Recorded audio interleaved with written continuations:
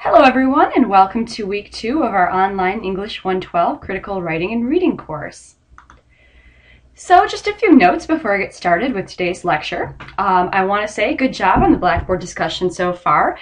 Your videos look rather nice and the discussion is very productive. I want to remind some of you about the quizzes and their content. As you noticed from last week's quiz, there is only one question and they will take the form of an essay. So again, if I give you 30 to 40 minutes on a quiz, make sure that you're answering the question to its fullest extent and that you are explaining your meaning.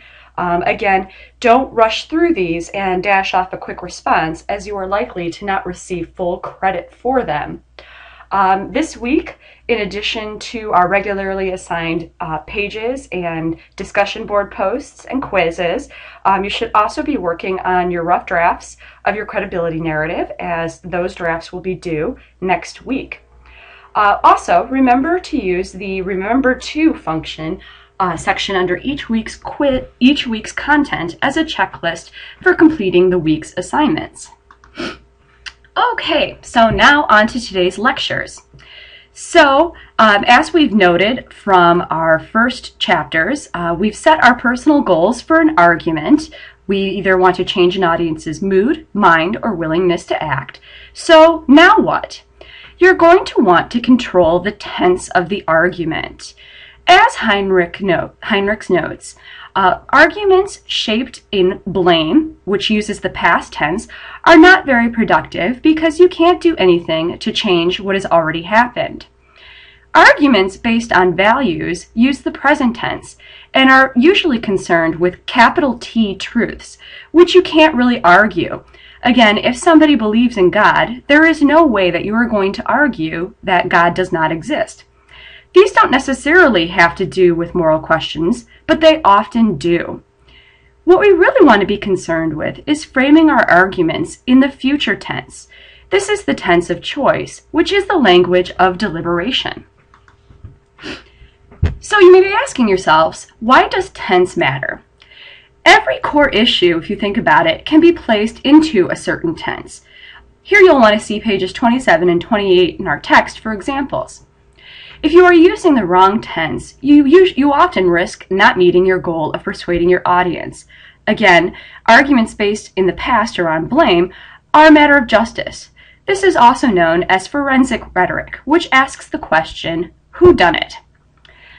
Arguments based on the present tense have to do with praise and condemnation. Here, people often use tribal talk, which is also known as demonstrative rhetoric. This separates people into groups and distinguishes an us versus them mentality. Arguments based on the future have to do with making decisions. These often offer the biggest payoff. They ask the question, what are we going to do about issue X, Y, or Z? Remember that decisions depend on particular circumstances. They aren't often necessarily having to do with eternal truths or cold hard facts. They show a willingness to be open-minded. This willingness offers us to move beyond questions of right versus wrong or good or bad, which often devolve into accusations and name-calling. Focusing on choice attempts to solve problems to your and your audience's advantage. Remember, if you control the tense and the clock of an argument, you often will have the biggest payoff. Here we're also going to be concerned with what is known as Aristotle's Big Three. That is, argument by character, or ethos, argument by logic, or logos, and argument by emotion, or pathos. These are skills that a rhetorician uses to persuade his or her audience.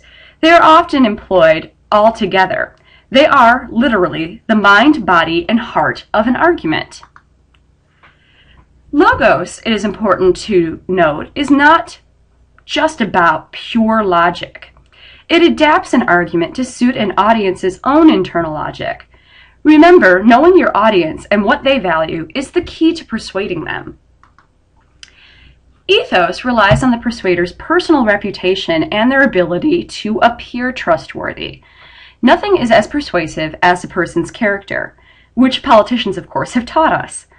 An agreeable ethos wins over an audience through the use of decorum. Pathos relies on your language choice and ability to paint a picture with your words. It inspires emotions, and emotions inspire people to act. Top emotions to appeal to are sympathy, anger, and humor. You don't have to share an audience's emotion, but you should mirror it. This says, I care. Now let's look at ethos a little bit more in depth. Ethos, again, relies on a persuader's personal reputation and their ability to appear trustworthy. Again, nothing is more persuasive than this. Part of ethos is displaying decorum. This is otherwise known as the skillful art of fitting in and winning the love of your audience. This relies on using the same language or code words of your audience, gesture, tonality, image, attitude, and, of course, dress. You cannot be indecorous and persuasive at the same time. Remember, it's all about how the audience perceives you. Again, one of the key questions you first want to ask yourself is, what do you want from your audience? Do you want them to be receptive to your ideas, attentive to what you have to say, and of course, they should like and trust you. The qualities of a persuasive ethos have to do with virtue. This is how the audience believes you to share their values. Practical wisdom has to do with common sense, or street smarts, and the appearance of selflessness.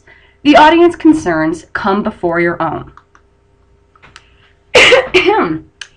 It's important to keep in mind that rhetorical virtue does not require purity of the soul, which is probably a good thing for most of us. It denotes that you uphold or appear to uphold the values of the group. Remember that values change from group to group. If we think for a minute that clearly the concerns of people from ages 22 to 18 often differ greatly from those who are 23 to 35, and so on. It's also important to keep in mind that people of different genders, racial identities, and socioeconomic status might also have different concerns or values. Part of rhetoric is also known as tactical rhetoric. This has to do, again, with your ethos. Now, bragging is a useful tactic. If you can get somebody else to talk about you, it's even better. Bragging can make you seem like a good person by highlighting all of your accomplishments. Revealing a tactical flaw or a defect shows that you are dedicated to your audience's values. Appearing to change your position, your mind on a position rather, when your audience does, gives you new information, especially if the argument is heading in that direction anyway.